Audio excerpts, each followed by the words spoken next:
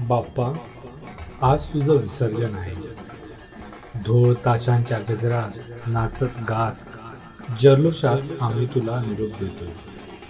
मन आनंदी आहे आणि डोळ्यातून पाणीही आलंय. गेल्या 7 दिवसात तू आमच्या घरी आला होतास.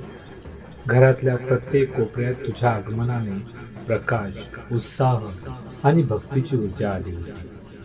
संपूर्ण गाव एकत्र आलं. भजनं झाली, आरत्या झाल्या, गप्पा टप्पा झाल्या. सगळं काही आनंदात भरून गेलं. बाप्पा, जर आमच्याकडून काही चूक भूल झाली असेल तर मनापासून क्षमा कर. तुझ्या चरणी नतमस्तक होऊन आम्ही एवढीच प्रार्थना करतो.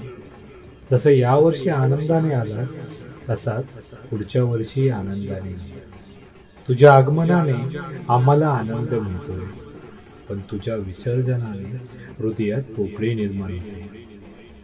आजच्या या निरोपात दुःख आहे, पण त्या दुःखासोबत एक वेगळाच आनंदही आहे.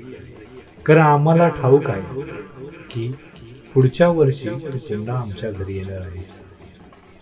तू आमच्या सुखात हसतोस आणि दुःखातही आधार देतोस.